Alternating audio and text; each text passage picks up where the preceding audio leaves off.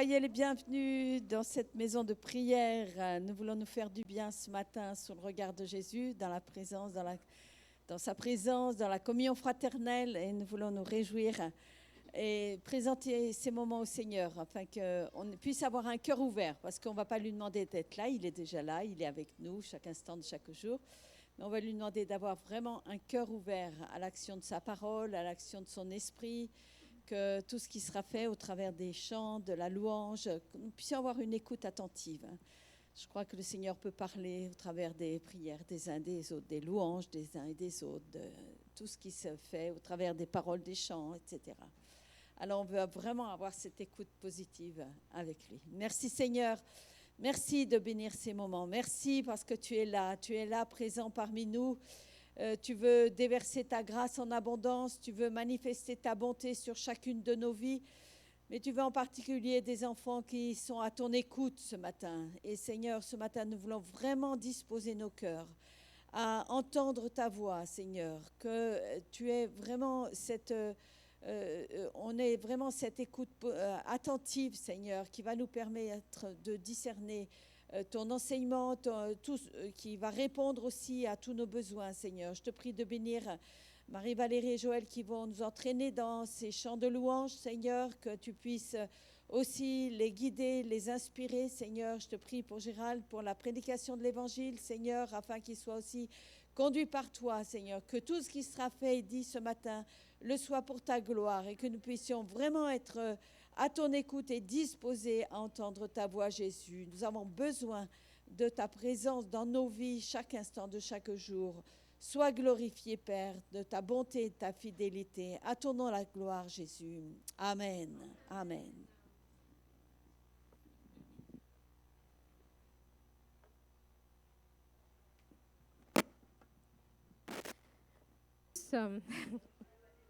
Bonjour les enfants. Ah. Bonjour les enfants. On ne vous entend pas.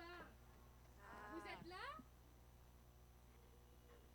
Bonjour les enfants. Ah là, on ne vous entend pas du tout. Vous êtes réveillés ce matin? Non. C'est qu'il y a un problème. Vous entendez? Ah, super. Alors, on va prendre ce chant qui dit « Jésus est le rocher de ma vie ». Allez. Oui, c'est le premier chant de la liste.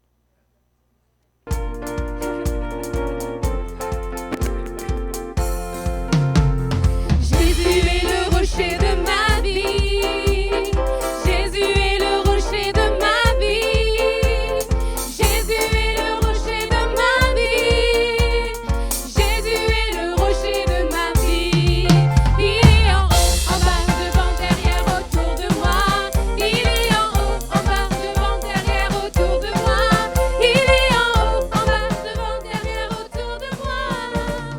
Jésus est le rocher de ma vie. Jésus est l'ami de ma vie. Alléluia. Jésus est l'ami de ma vie. Alléluia. Jésus est l'ami de ma vie. Jésus est l'ami de ma vie. Il est en haut, en bas, devant, derrière, autour de moi. Il est en haut, en bas, devant, derrière, autour de moi. Il est en haut, en bas, devant, derrière, autour de moi. Jésus est l'ami de ma vie. Jésus est la force de ma vie. Jésus est la force de ma vie. Jésus est la force de ma vie. Jésus est la force de ma vie. Il est en haut, en bas, devant, derrière, autour de moi. Il est en haut, en bas, devant, derrière, autour de moi. Il est en haut, en bas, devant, derrière, autour de moi. Jésus est la force de ma vie. Les enfants, est-ce que vous êtes sûrs que Jésus est le rocher de votre vie? Et ce matin, dans cette salle, j'espère que vous avez cette conviction que vous avez mis Jésus comme le premier, le maître de votre vie, parce qu'il n'y a que lui seul qui peut tout changer, nous restaurer, nous transformer. Entrons dans sa présence avec reconnaissance.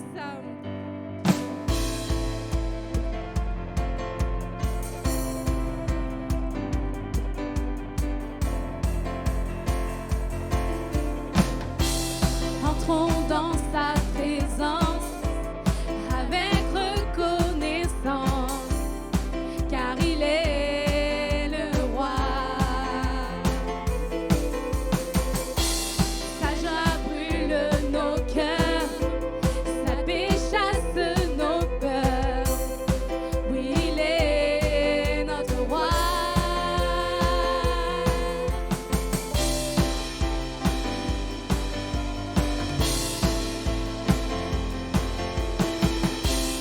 Venons dans ses parvis, à genoux devant lui. Venons dans ses parvis, à genoux devant lui, car il est le roi. Il est le roi des rois, par sa divine grâce, nous contemplons sa face. Oui, il est notre roi.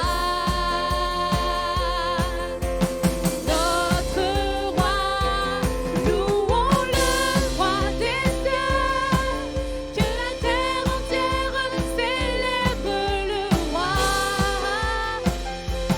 que tous les rachetés poussent un cri de joie. Tu es le roi des cieux,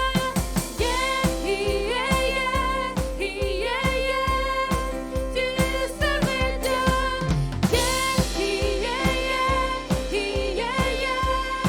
Tu es le roi des cieux,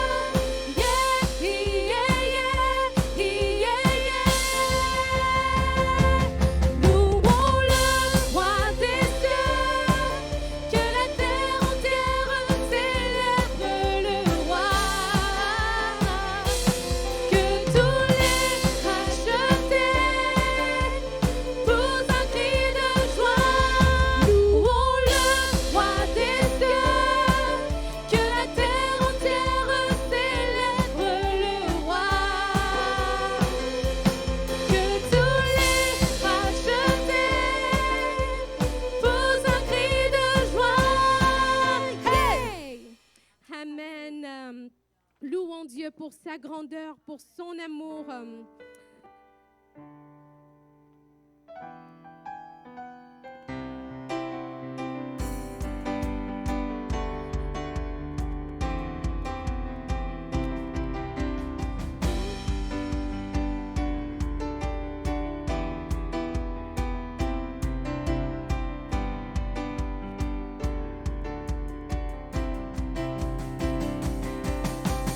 Louez Dieu pour sa grandeur,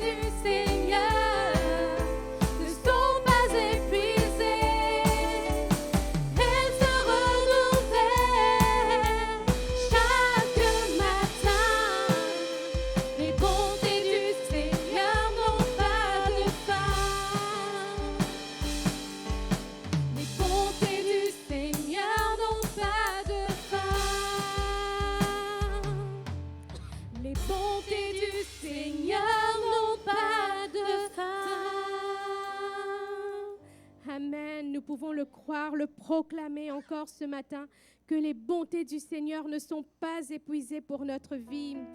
Amen.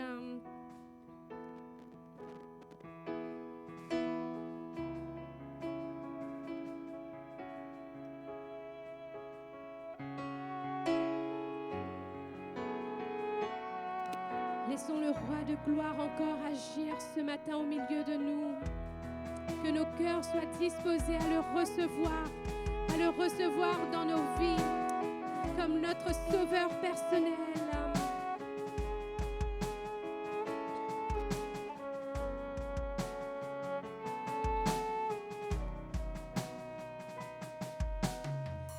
Je vois le roi de gloire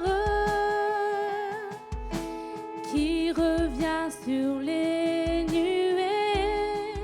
Les nations tremblent, les nations tremblent.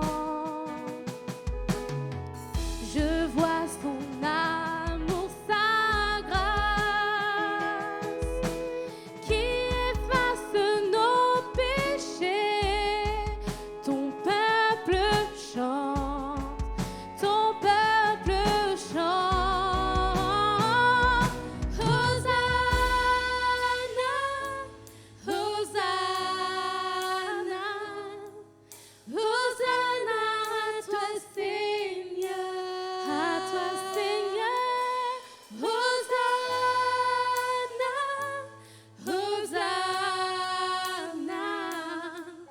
Hosanna à toi Seigneur.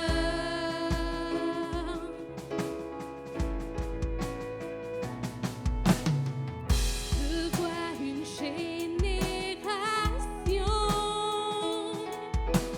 qui prend sa place avec foi, le cœur fervent, le cœur fervent.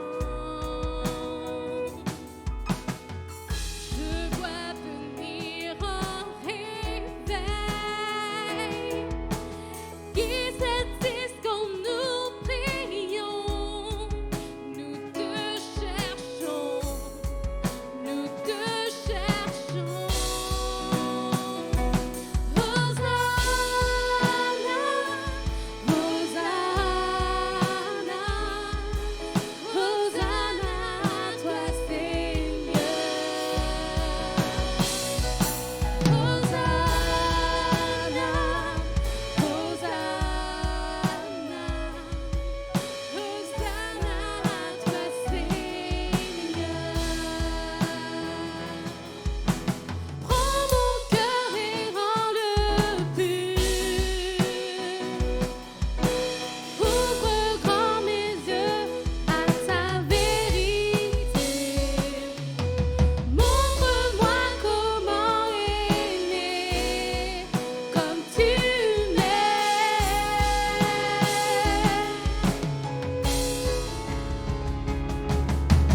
Rends-moi sensible à ta paix. Tout en moi vit pour voir venir ton règne.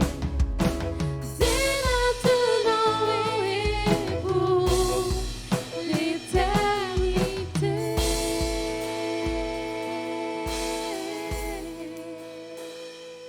Hosanna, Hosanna, Hosanna à toi Seigneur. Hosanna, Hosanna, Hosanna à toi Seigneur. Hosanna, Hosanna, Hosanna, Hosanna à toi Seigneur, à toi Seigneur. Hosanna, Hosanna, Hosanna à toi Seigneur. Disons-le encore une fois, prends mon cœur et rends-le pur. Ouvre grand mes yeux à ta vérité. Montre-moi comment aimer comme tu tu nous aimes, Seigneur mon Dieu. Rends-nous sensibles à ta peine, que tout en moi vit pour voir venir ton règne. Amen.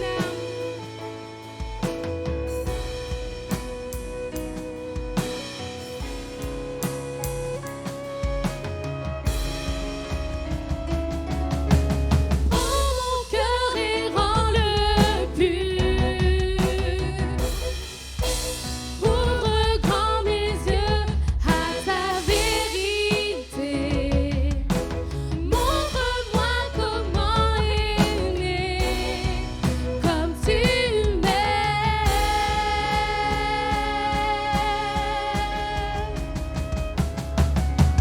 Rends-moi sensible à ta paix, que tout en moi vit pour voir venir ton règne. C'est maintenant et pour l'éternité.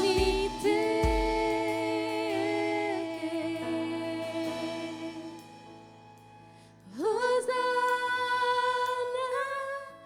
Hosanna, Hosanna à toi Seigneur, à toi Seigneur. Hosanna, Hosanna, Hosanna à toi Seigneur. Hosanna à toi Seigneur.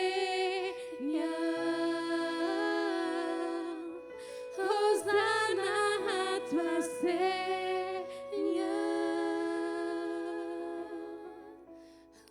Alléluia, Seigneur mon Dieu, mon roi. Seigneur Jésus, nous voulons t'élever, Seigneur Jésus, ce matin, Seigneur mon Dieu, mon roi. Nous voulons chanter notre amour pour toi, Seigneur mon Dieu, mon roi. T'élever, Seigneur mon Dieu, mon roi, parce que tu es le seul digne de recevoir la reconnaissance de nos cœurs, Seigneur mon Dieu, mon roi. Hosanna à toi, Seigneur. Prends nos cœurs et rends-nous purs, Seigneur mon Dieu, mon roi. Seigneur Jésus, garde-nous fidèles à toi, Seigneur mon Dieu, mon roi. Sois glorifié, Seigneur, pour qui tu es, pour ta fidélité dans nos vies, Seigneur mon Dieu, mon roi. Béni soit ton saint nom, Jésus. Alléluia.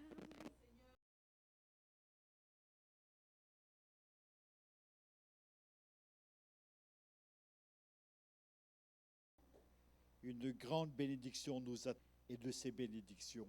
Amen. Amen. D'évangélisation, et je suis vraiment reconnaissant au Seigneur pour cela. Je pense qu'unanimement, on s'est tous fait du bien dans la présence de Dieu. Et Dieu a travaillé dans nos cœurs, a travaillé dans nos santé, notre santé. Je ne sais pas si vous saviez ou ne saviez pas, mais je marchais comme un malheureux dimanche et lundi, mardi. C'était assez terrible. Du coup, j'hésitais même à me lever tellement j'étais bien dans mon lit, sachant qu'après j'aurais mal.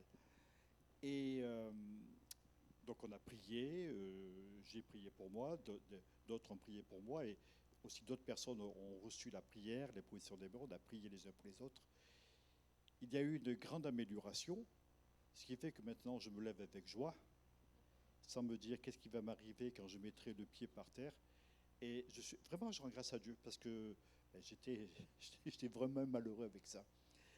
Alors vendredi soir, une question m'a été posée. C'était une boutade, mais en même temps, je la relève parce que c'est intéressant.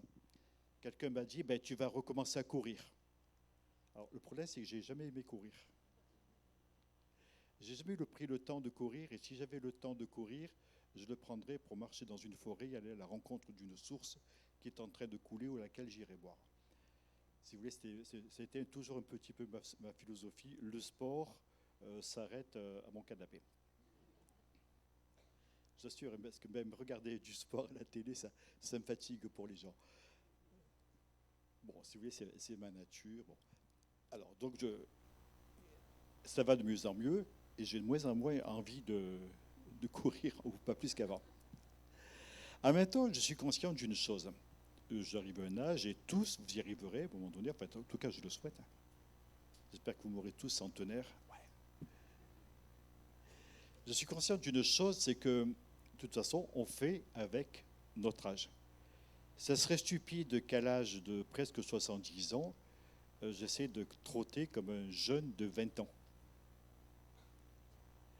Quand j'exerçais ma profession de géomètre, un jour, on m'a obligé à venir travailler un samedi matin. Un des chefs du bureau, à l'époque, je n'étais pas chef, donc je me soumettais. Je me suis soumis aussi après. Il me dit, tu viendras travailler samedi matin. Si vous voulez, c'était sans appel. Sans appel. Tu viendras travailler samedi matin. Oui, mais j'avais mon cours d'orgue, j'avais mes cours de musique, j'avais ma journée, j'avais vraiment pas envie de me crapahuter. Il me dit, c'est en montagne. Alors, je dis à mon chef, je dis, préparez-vous à souffrir. Parce que moi, je veux que ça avance, je veux qu'à midi, on ait terminé, et je vous préviens, moi, je vais marcher. Ah oui, mais tu auras intérêt à marcher. OK. Donc, on est parti, on a chargé le matériel, puis comme j'avais pitié de son grand âge, puisqu'il avait 10 ans de plus que moi, je lui ai dit, je porte le matériel, et je suis parti, en tête. Ou demain, il me dit, tu sais, on devrait peut-être s'arrêter parce que tu dois être fatigué. J'ai dit, non, pas du tout. Ah non, continue, on trotte. Et je l'obligeais à trotter. C'est Marie ne m'a plus jamais demandé de revenir travailler le samedi matin avec lui. Je ne sais pas pourquoi. Alors, ce n'est plus ça. J'ai 70 ans. Vous avez votre âge. Et acceptons aussi d'avoir des fatigues, des douleurs qui puissent arriver. Et en même temps, on demande au Seigneur de nous guérir. Et je suis conscient qu'il y a une intervention de Dieu dans ma vie. Mais je n'ai pas envie de me mettre à courir. Ce serait une première de mon existence. Je n'ai pas envie de faire du sport à outrance, parce que ça n'a jamais été mon truc. Mais ce que j'ai envie, c'est avoir une mentalité saine dans un corps qui est sain. Alors, on va prier aujourd'hui, et j'aimerais vous raconter l'histoire d'un homme. Nous trouvons son histoire dans Marc, au chapitre 1er, Marc chapitre 1er, au verset 40.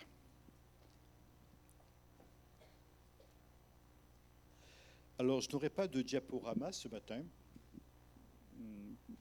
comme ça. En même temps, je me rends compte que peut-être, faisons attention aussi dans nos diaporamas, qu'on note les versets bibliques, ce qui fait que nous, les chrétiens, on perd l'habitude de chercher dans nos Bibles. Et je trouve que la lecture de la Bible est importante. Par exemple, je sais que moi, quand j'ouvre ma Bible, l'histoire du lépreux se trouve à la page de droite. Donc, même si j'ai zappé le verset, je sais que c'est dans une page de droite de Marc. Donc, il n'y a que quelques pages, je feuillette et je trouve. Bon, là, quand même, j'ai la référence. Marc, chapitre 1er, verset 40.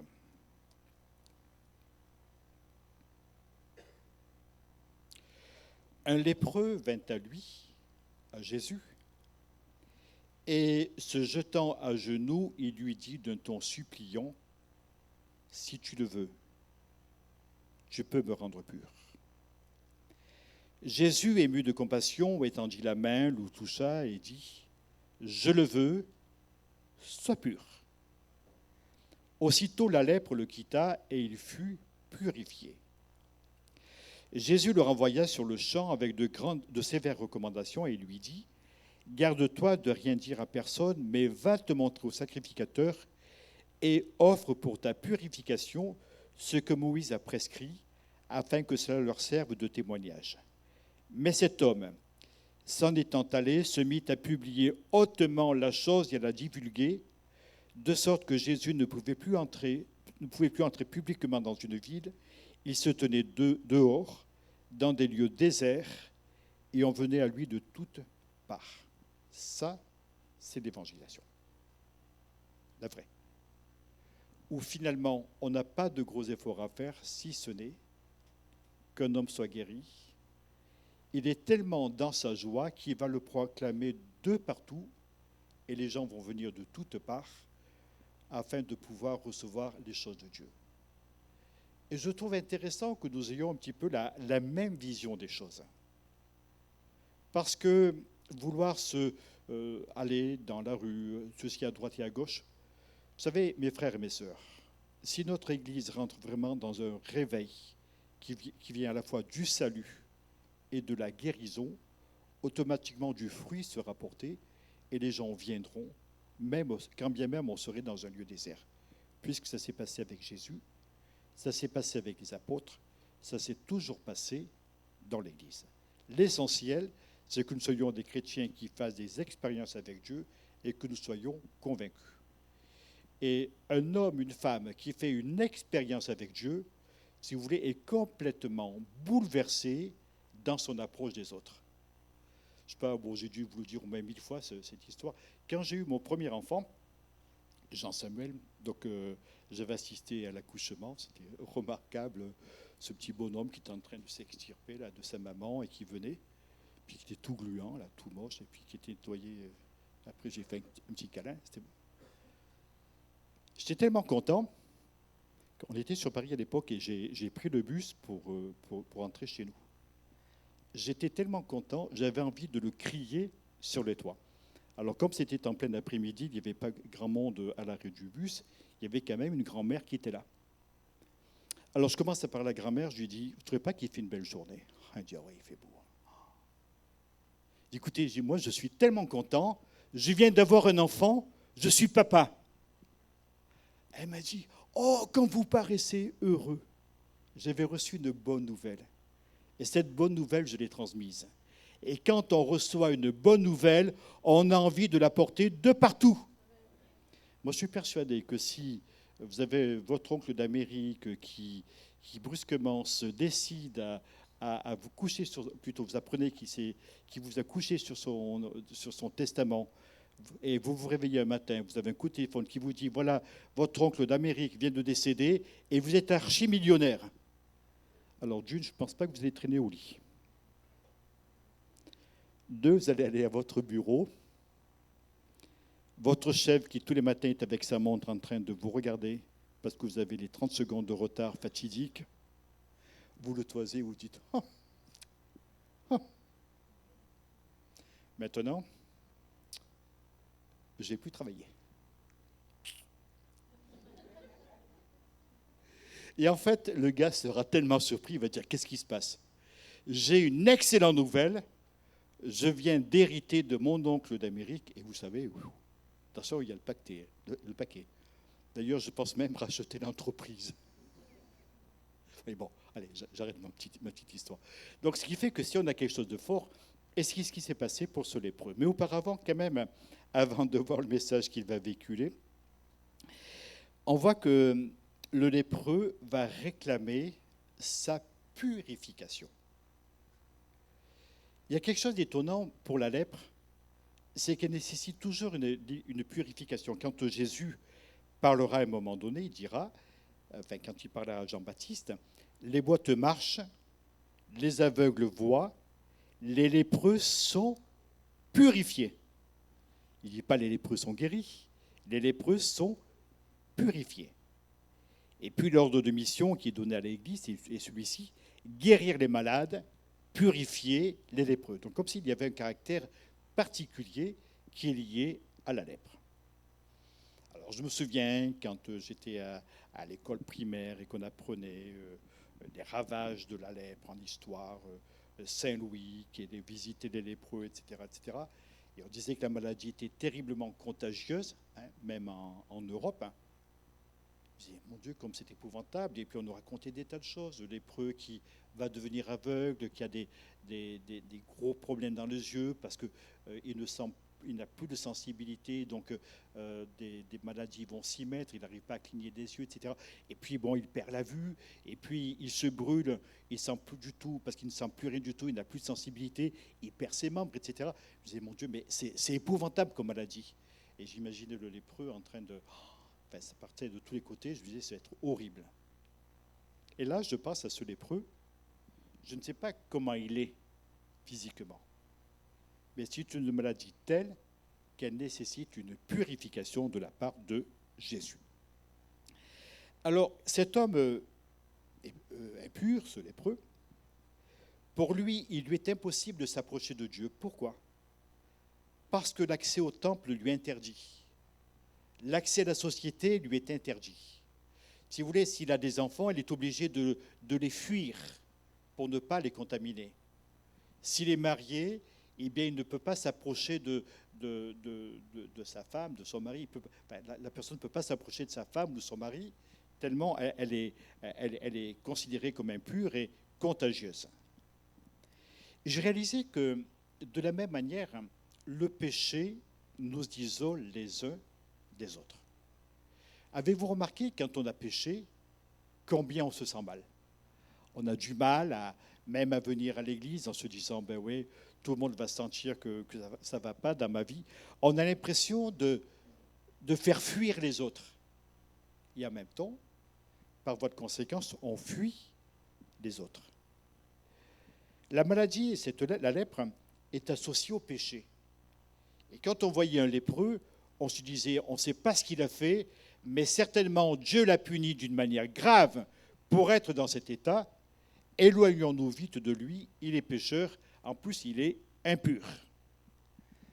La Bible déclare que tous ont péché et sont privés de la gloire de Dieu, et ils sont gratuitement justifiés par sa grâce, par le moyen de la rédemption qui est en Jésus-Christ. Alors même si vous êtes les meilleurs de la terre, tous ont péché. Là, je ne vous demande pas de dire amen, parce que de toute façon vous le savez tous. Et la Bible déclare aussi que le salaire du péché, c'est la mort, mais le don gratuit de Dieu, c'est la vie éternelle en Jésus-Christ, notre Seigneur. Alors là, je ne fais pas pousser amen, je vous fais dire alléluia.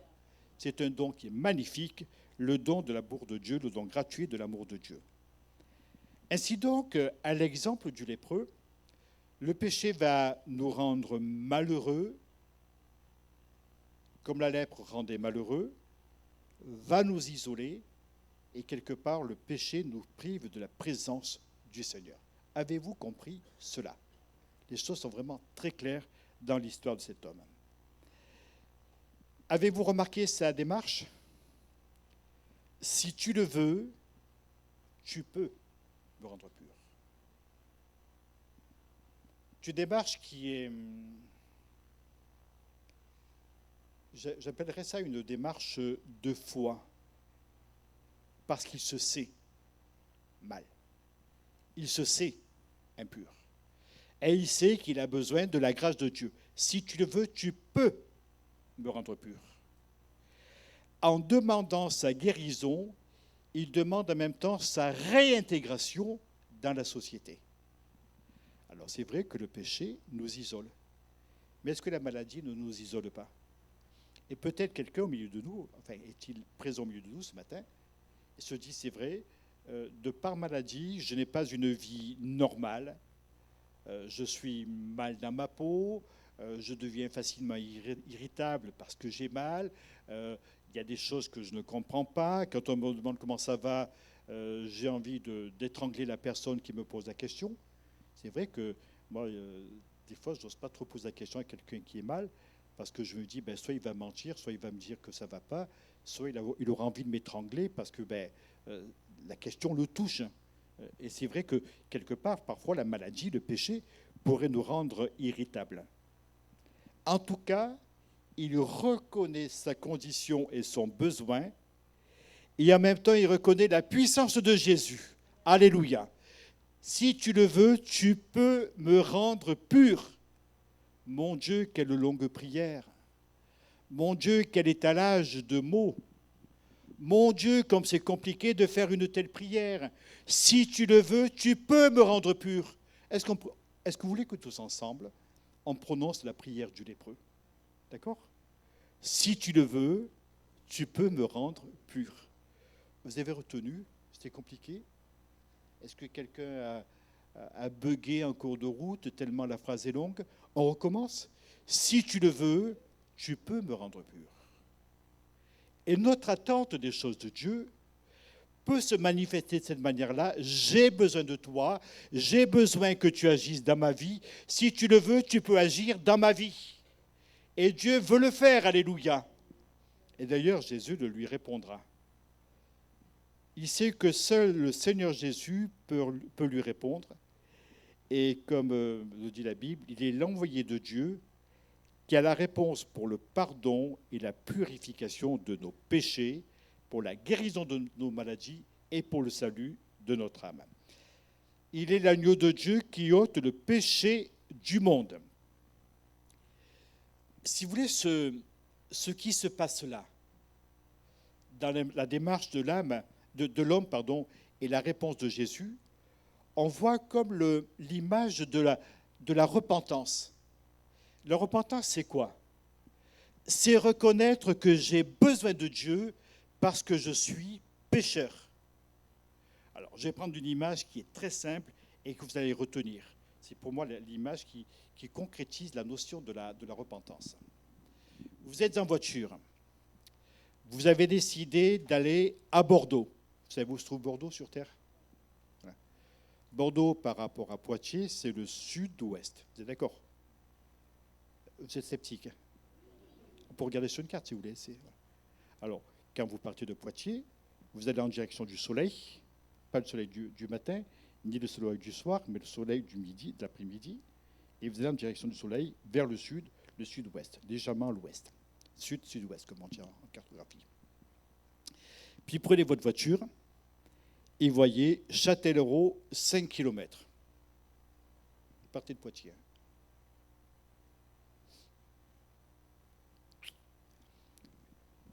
Quand tu as avancé, Tours, 2 km. Alors là, vous dites, il doit y avoir un problème. Votre GPS, en plus, ce jour-là, est pris de folie et vous envoie vers le nord, plutôt que vers le sud. Qu'est-ce que vous faites? Heureusement que votre femme, dans sa sagesse proverbiale, a mis dans votre voiture la carte de France. Parce que moi, je crois plus à la carte de France que dans le GPS. Alors, vous vous arrêtez au bord de la route, sur une aire de repos, parce que vous êtes sur l'autoroute, et vous regardez. Poitiers, c'est là. Tours, c'est là. Bordeaux, c'est là. Donc, il y a un problème. Alors, vous allez faire demi-tour. Et la repentance, c'est voir dans la parole de Dieu que je suis pécheur, c'est-à-dire j'ai pris la mauvaise direction. Je ne suis pas en direction de Dieu, mais je suis en direction du péché, du mal et de l'enfer. Je ne suis pas dans la direction de Dieu pour me faire du bien au contact à son contact à lui. Je suis dans la direction opposée. Et quand je suis dans la direction opposée, je m'arrête, je fais demi-tour et je prends la bonne direction. Et au lieu d'aller vers la mauvaise direction, qui est le nord de la France, en direction de Paris, je m'arrête, je fais demi-tour, ma carte me l'a dit, et je pars dans la bonne direction, je vais en direction de Bordeaux. Voilà ce que c'est que la repentance. C'est exactement pareil. Et pour que Jésus agisse en nous, il nous faut le lui demander. Si tu le veux, tu peux me rendre pur. Une démarche de foi, une démarche de prière. Et c'est là que l'attitude de Jésus va nous montrer plusieurs choses. Voulez-vous que nous reprenions ensemble le texte au verset 41 ? Jésus ému de compassion. Pour moi, c'est un point important.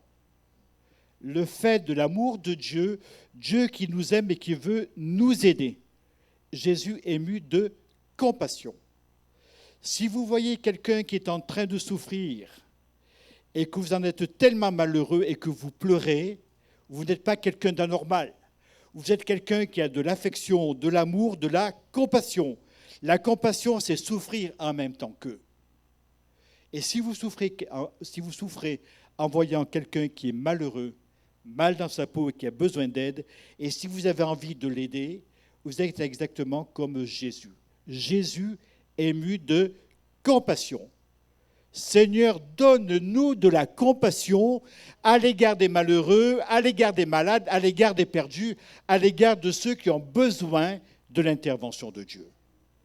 Parce que si cette compassion est dans notre cœur, nous ne verrons pas la personne comme étant une personne impure que nous devons rejeter, que nous devons repousser, mais nous la voyons comme une personne qui a besoin d'être aidée. Jésus ému de compassion. Seigneur, donne-moi cette compassion. Et puis, il va le toucher. Il étendit la main, le toucha et lui dit, il le touche. Vous savez qu'il aurait pu être contaminé. La lèpre était tellement contagieuse qu'on faisait vivre les gens dans des endroits complètement isolés, des déserts, des sépulcres parfois. Enfin, ils étaient complètement isolés. Jésus, ému de compassion, le toucha. Il n'a pas envisagé qu'il puisse être lui-même contaminé. attraper la lèpre, parce qu'il aurait pu attraper la lèpre. Mais c'est l'image aussi de son abandon. Il a laissé son ciel de gloire.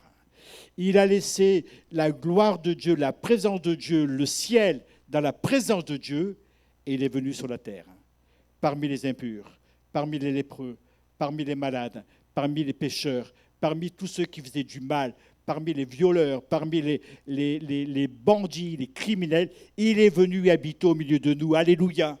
Et c'est parce qu'il est venu habiter au milieu de nous que nous voyons la compassion de Dieu. Et je saisis à bras le corps la compassion de mon Dieu. C'est une compassion qui me guérit, une compassion qui va changer et bouleverser ma vie. Une nouvelle extraordinaire, Jésus est ému de compassion. C'est ce Jésus-là que j'aimerais vous parler, de ce Jésus qui nous aime au point de donner sa vie sur une croix. Ce Jésus qui est là, compatissant encore à nouveau ce matin, aujourd'hui, et qui passe au milieu de nous. Est-ce que quelqu'un veut saisir la grâce de Dieu? Attrapez-la de tout votre cœur. Attrapez-la comme étant le don de Dieu pour vous ce matin. Et parce que vous attrapez la compassion de Dieu, l'amour de Dieu, vous serez bénis. Vous serez sauvés. Vous serez guéris. Alléluia. Qui en veut? Et qui n'en veut pas? Qui n'en voudrait pas? Comme ça serait dommage de se priver de cela. Sa compassion, il touche le lépreux et il va le guérir. La parole de Dieu déclare qu'il a porté nos souffrances. Il s'est chargé de nos maladies et par ses meurtrissures, nous sommes guéris. C'est le paradoxe. Il a fallu que Jésus soit cloué sur une croix, qu'il soit meurtri, qu'il soit blessé, qu'il soit rejeté, afin que nous ayons la vie, le salut, que nous ayons la guérison. Et cette guérison est toujours actuelle, comme son salut est toujours actuel, et il est pour chacun d'entre nous maintenant.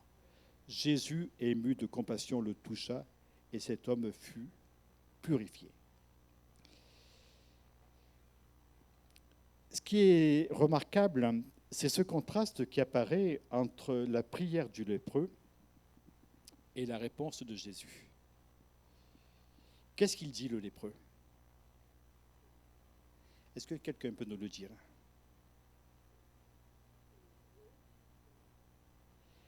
Alors, si tu le veux, tu peux me rendre pur. Et vous avez vu la réponse de Jésus? Je le veux. Je le veux. Dieu veut notre salut. Dieu veut notre purification. Dieu veut notre guérison. Il n'y a pas à tergiverser là-dessus. Il n'y a pas à en douter. Il veut. Seigneur, si tu le veux, oui, je le veux. Alors, vous êtes d'accord quand on dise la même prière, la prière du lépreux? Seigneur, si tu le veux, tu peux me rendre pur. Et vous êtes d'accord que pendant 30 secondes, je fasse le Seigneur? Vous voulez bien dire la même chose? Seigneur, si tu le veux, tu peux me rendre pur. Et moi, je vous réponds, je le veux. Je le veux. D'abord, j'ai vraiment envie que vous soyez tous en pleine santé, que vous soyez heureux. Ça, c'est mon amour pour vous, mon affection en tant que pasteur. J'ai envie que vous soyez tous heureux. Mais il y a quelqu'un qui les dit encore plus que moi. C'est Jésus. Et si on entendait la voix de Dieu nous le dire maintenant à l'instant, je le veux. Sois pur. Je le veux. Seigneur, si tu le veux, tu peux. Oui, je le veux. Sois purifié. Sois pur. Cet homme va devenir un témoin de l'œuvre de Dieu et de la puissance de Jésus. Je me demandais dans quel aspect physique il se retrouvait après sa guérison. Je n'ai pas de réponse formelle, on le verra dans le ciel. Mais en tout cas, premièrement, il va témoigner auprès des sacrificateurs en disant « J'ai été purifié, Jésus m'a guéri, je viens offrir un sacrifice ». Vous avez remarqué que Jésus lui avait plutôt conseillé d'y aller mollo, de ne pas témoigner trop exagérément. Il est allé au temple, il a offert un sacrifice en signe de reconnaissance pour rendre grâce à Dieu. Et il devient témoin de l'œuvre de Dieu, de la puissance de Jésus, pour que d'autres reçoivent aussi la bénédiction du Seigneur.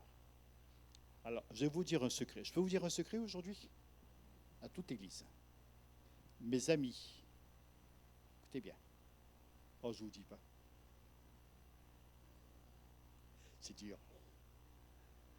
Mes amis, si nous recevons la bénédiction de Dieu, nous serons incapables de nous taire. Et nous le dirons autour de nous. Nous le proclamerons. Et cet homme va le proclamer de tous les côtés. Il a dit cela hautement, la chose, et il la divulgua. Et l'action de Dieu a continué de se faire. Parce qu'elle se fait de bouche de chrétiens à oreilles de païens. Ah, je ne vous l'ai jamais fait de cela-ci. Et il va proclamer à haute voix ce qui s'est passé. Quand Jésus nous guérit, nous purifie de nos péchés, quand Jésus intervient dans notre vie, on est tellement touché par sa volonté qu'on ne peut pas s'empêcher d'en parler. On a découvert un trésor. On a découvert une bénédiction si intense, si grande, qu'on a envie de le dire. On a envie de le proclamer. Voilà l'intervention de Dieu dans notre vie. Que Dieu vous bénisse et qu'il bénisse chacun de nous. Je vous invite à la prière. On va prier pendant quelques instants et j'aimerais lancer un appel au milieu de nous. Nous sommes devant toi, Seigneur, aujourd'hui, à ton écoute, réceptifs à l'action de Dieu dans notre vie, tout comme ce lépreux était réceptif à sa purification, à ton action dans sa vie. Seigneur, il a eu le cran nécessaire, la folie de la foi pour s'approcher de toi et recevoir quelque chose qui était sa guérison et sa purification. Seigneur, ton œuvre était complète dans sa vie parce qu'il était purifié, il était guéri par ton action. Et ce matin, nous voulons une œuvre complète dans nos vies à chacun. Seigneur, tu nous vois tous devant toi. Seigneur, tenter de pousser le même cri que cet homme. Seigneur, si tu le veux, tu peux me rendre pur. Et nous avons envie d'entendre ta réponse. Je le veux, je le veux, je le veux te guérir. Je le veux te sauver. Je le veux de te purifier. Alléluia. Alors nous restons dans le recueillement, Seigneur. Et maintenant, j'aimerais inviter mes collaborateurs à s'approcher.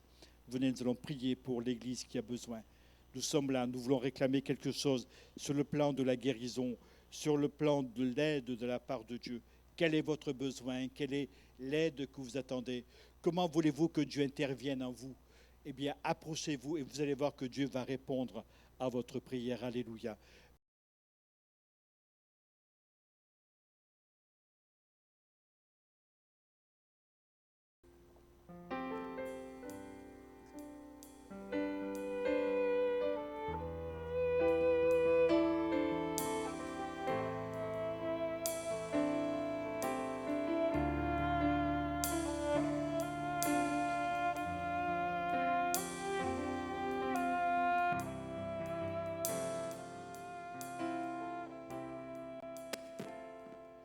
Quand je contemple ta sainteté et quand je contemple ta beauté et quand toutes les choses bellissent à ta lumière,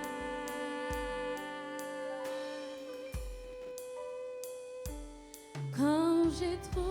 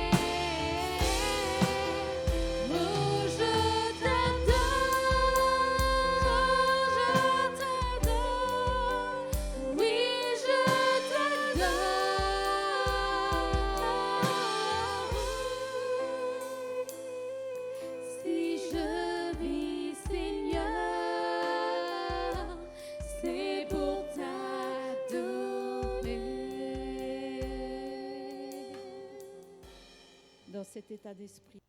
Les choses pâlissent à ta lumière.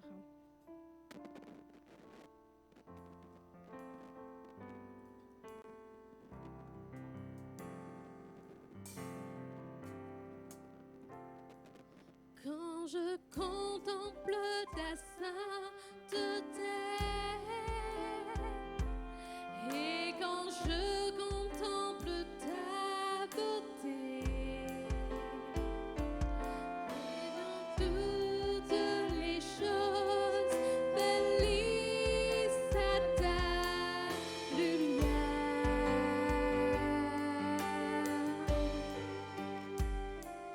Quand j'ai trouvé la joie près de ton cœur, quand je m'enveloppe de ton amour, et quand toutes les choses pâlissent à ta lumière. Oh, je t'adore,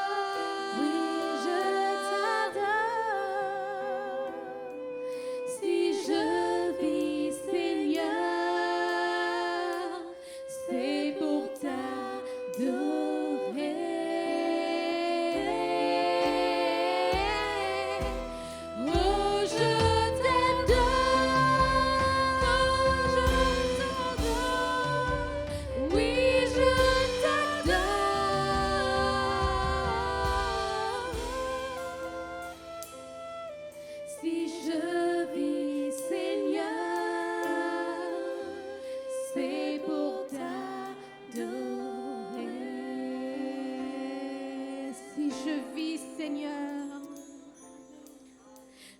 Si je vis, Seigneur, c'est pour t'adorer. Alléluia, Seigneur mon Dieu, mon roi. Gloire te soit rendue, Seigneur mon Dieu, mon roi. Alléluia, Jésus. Béni soit ton nom, Seigneur mon Dieu, mon roi.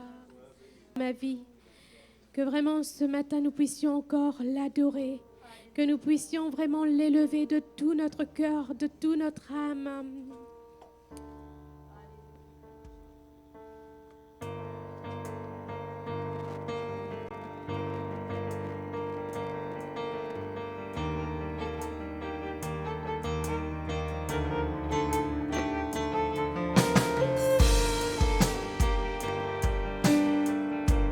Mon Saint,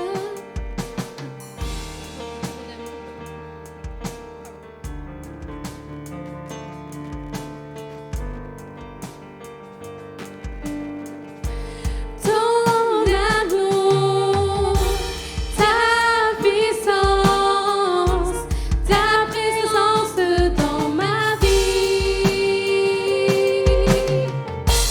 Ton amour, ta puissance, ta présence dans ma vie.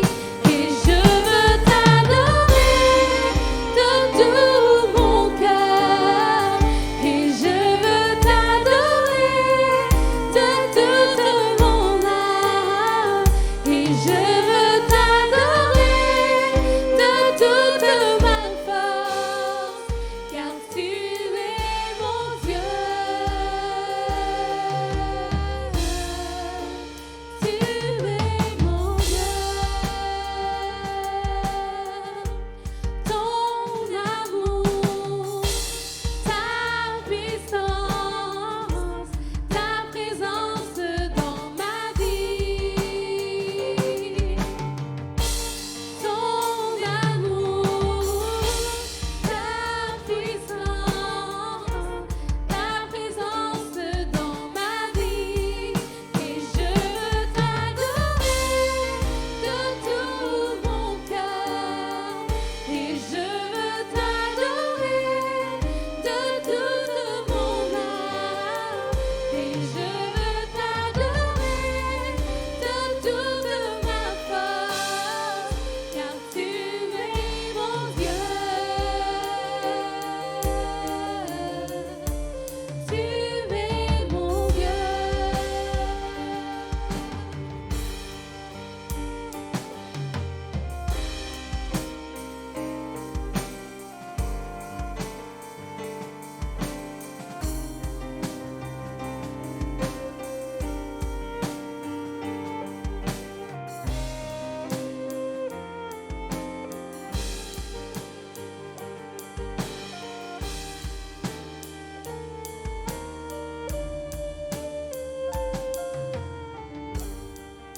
Et je veux t'adorer de tout mon cœur. Et je veux t'adorer de toute mon âme. Et je veux t'adorer de toute ma force. Car tu es mon Dieu. Tu es mon Dieu. Et je veux t'adorer de tout mon cœur. Et je veux t'adorer de toute mon âme. Et je veux t'adorer de toute ma force. Car tu es mon Dieu. Tu es mon Dieu. Car tu es mon Dieu.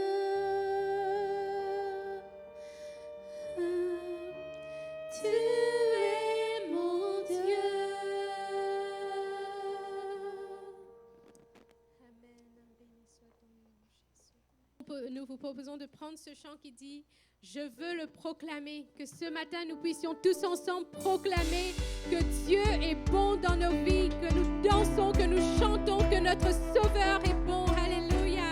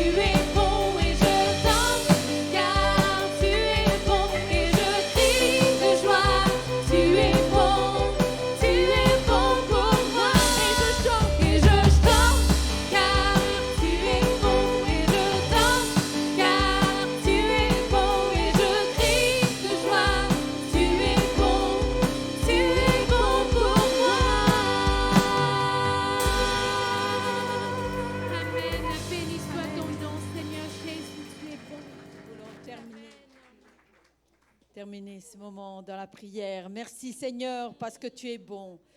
C'est vrai qu'on ne cessera jamais de goûter ta bonté pour nos vies, ta bonté pour notre terre aussi, pour laquelle tu as envoyé Jésus, ta bonté pour chaque instant, Seigneur, que nous pouvons passer ensemble dans la communion fraternelle. Béni sois-tu, Seigneur, que nous puissions repartir de ce lieu en gardant au fond de notre cœur toutes ces promesses que tu nous as données, ces promesses qui sont dans ta parole qui ne ment pas, mais qui s'accomplit jour après jour. Béni sois-tu, Seigneur. Garde-nous dans ta paix et raccompagne chacun d'entre nous dans nos demeures, Seigneur. Et que cette semaine, nous puissions avoir encore cette démarche de foi, Seigneur, de glorifier ton nom, Seigneur, pour les actes de puissance, de magnificence que tu as accomplis. Merci, Jésus, de ta présence. Merci. À ton nom la gloire, Père. Amen. Amen. Bon retour à chacun et à mardi 19h30.